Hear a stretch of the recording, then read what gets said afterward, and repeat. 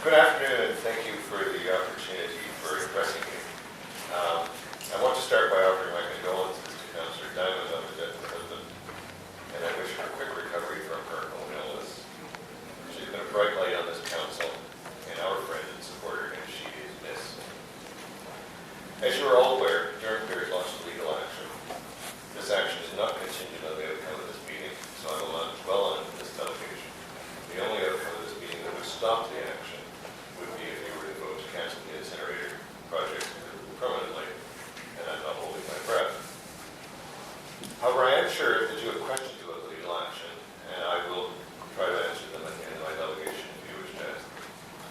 The last meeting of council surprised a lot of us. I'm quite sure it surprised the chair too.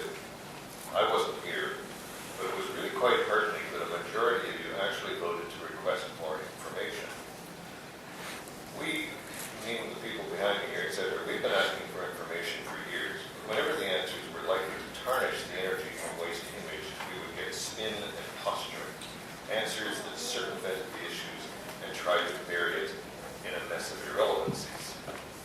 One would expect that you as councillors would be able to get succinct, meaningful answers from your own staff, but you all know that that can be very difficult. Until just a few minutes ago. Yes. Now, it's been a pretty long day, and since I'm a much softer and gentler person than I was 10 years ago, I'm going to give you a caution.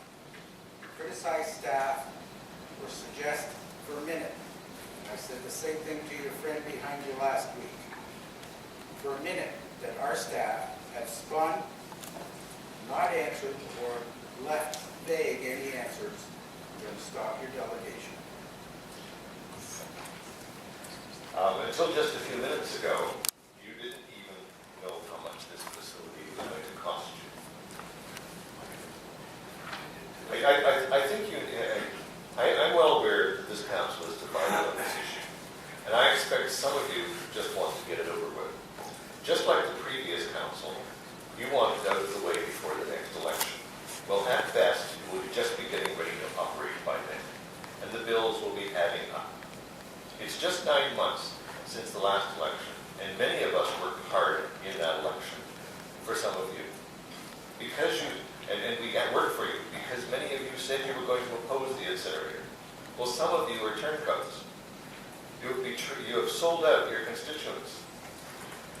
My purpose, like all the rest of us, is to persuade you that an incinerator is a bad idea. We are doing this on a shoestring, and against us is a powerful industry with billions of dollars at stake and the willingness to spend whatever it takes to bring this project into being. As I'm sure you are aware, they have an association, Canadian Energy from Waste Association. And most of the consultants who have worked for this, including the first 3 hours of the first hour and a half of today's meeting, they belong to that coalition. And they have a vested interest. But they've been listening to our delegations, but of course, they tell you that we're wrong because we're the only thing that is standing in the way of billions of dollars of business. I was recently forwarded some information from a presentation prepared for the Energy from Waste Coalition by their executive director. And here's the. There we go.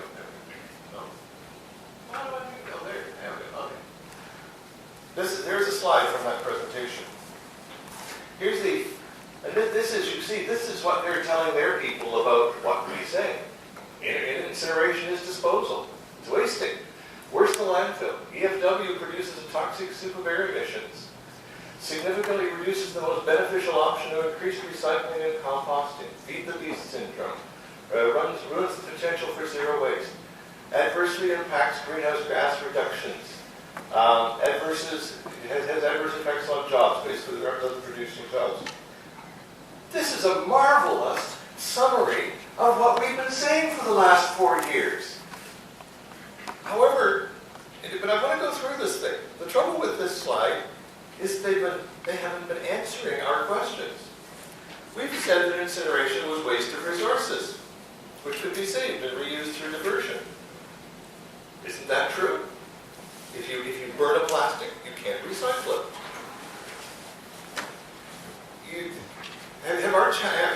Have any of your consultants really challenged them? Other than to say, like, not in my lifetime. Have they responded to the deputation that I made in several forms here and before other councils that diversion can achieve the same results faster, cheaper, and safer than incineration? Have any of them challenged my numbers? If so, where are they? Number 2 there, air emissions, the term toxic soup. We've actually been a great deal more specific than that. And all you have to do is read Dr. Kyle's report for a description of that toxic soup. Dozens of pages of it. But at the end of it, he concludes that the risk is acceptable. Acceptable to who? And the third one there, that restricts the option of recycling. This is one of my favorites because the industry comes back and says, no, it will enhance recycling. Let's apply a little bit of logic there. Durham Region is contracted to provide approximately 100 to 110,000 tons of waste per year to, yes, that is the right phrase, feed the beast. And it has to do it for the next 25 years. That's a constant. Durham says that it intends to keep increasing recycling, but its ability to do so is limited by that contract to feed the beast. The only increase that you can allow for recycling will come from population growth, and there won't be enough of that to significantly increase recycling. You may achieve 75% by 2030, while the rest of the world is at 95%. Once again, I ask you, have your consultants addressed the numbers that I have presented to? Greenhouse gas reductions, number 4 there. They tell you the opposite, that incineration produces less greenhouse gases. Less than what? Well, they refer to a landfill, but what they don't tell you is that the landfill that they're referring to is impossible to build today because it would never pass any in. Modern landfills do not emit methane. And besides that, we don't want a landfill. We want to do diversion. Has your staff ever seriously considered diversion as an alternative, other than the hack job they did at the very beginning of the year? The 5th one there about they refer to it adverse environmental justice impacts. They talk about jobs, and yes, that's quite true. We're getting 33 jobs, whereas basically if we did more diversion, we'd have hundreds of jobs. I think that's a good thing. I applaud them for putting this together. So that's what the Canadian Energy from Waste Coalition has to say about those who oppose their pet projects. However, they do not answer any of our concerns. Either they are silent, they deny it, or they spin it. Our position from the very beginning is let's sit down and discuss this and compare positions. But that hasn't happened. Because in the end, incineration is unsustainable. As a result, there are deficiencies in this project that we have been telling you about. And there are people who are frustrated and angry, and that's when people turn to the courts. Because when the political process fails, when politicians and bureaucrats fail to listen, the courts will. That was the end of what I had before, but I'm going to basically make a few comments about the PM 2.5. From Dr. Olson. Dr. Olson made the comment that particulate matter is dust. And he said that PM 2.5 is invisible dust. It's an accurate description, but what exactly is dust? Dust is not an homogeneous, chemically homogeneous item. Dust varies from where it comes from. The dust in this room is vastly chemically different from the dust down on the 401. It's vastly different from the dust on a farmer's field. It's vastly different from the dust around St. Mary's Cement, and just as vastly different from the dust that will emit from this the PM 2.5s that will come out of this incinerator. Particulate matter, when it is breathed in, has two effects on you. There is the physical effect that it's an irritant to just physically irritating to the lungs, etc.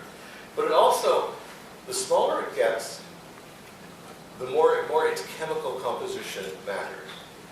And particularly when you're coming out of an incinerator where you're burning something, this is where the condensable PM 2.5 becomes important. Because what happens in an incinerator, and an incinerator being different from any of the other ones I mentioned, is an incinerator is burning plastics, which are chlorine and bromine containing compounds. And what happens when you burn them is it becomes gaseous, and when they condense, you come up, you have the additions of things like furans and dioxins condensing onto particulates. And then these things get into your lungs, and that's where they cause problems. That doesn't doesn't occur with a coal-fired plant. It doesn't probably occur in St. Mary's Cement, depending on what they're burning. And it doesn't occur on farmers' wrap up, fields. Mr. Anderson. Thank Yeah, you very yes. much. But so basically, that's the difference between, and it's the thing that is not known about particulate matters. It's a new science, and they only recently have been able to measure it at all in terms of quantity. They haven't even started to measure Questions to Mr. Anderson? the Questions to Mr. Anderson? Councilman Tyson? Thank you, Mr. Chair. Is it Mr. Anderson or Dr. Anderson? Mr. Anderson. So you heard the presentation by Dr. Olson. Yeah. You heard his credentials, Yeah. and I'll, you frankly, disagree with his description as far as particular particles and particulars. not a question of disagreeing. If you listen to his presentation very carefully, he was talking about a lot of variables.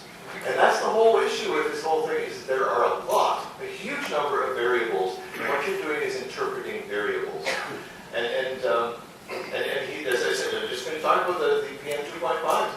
They're talking about the PM 2.5 as a homogeneous, across Ontario thing, where I'm talking about the PM 2.5 that is going to come out of an incinerator is going to be mixed with highly reactive chlorine compounds, dioxins and furans, which are going to be far more dangerous. And there are plenty of studies in Europe that show that there are health impacts in the vicinities of incinerators. Mr. Anderson, you made a statement about, maybe I heard you wrong, but did you say something about the previous speakers being parties to the Canadian Energy from Waste Coalition?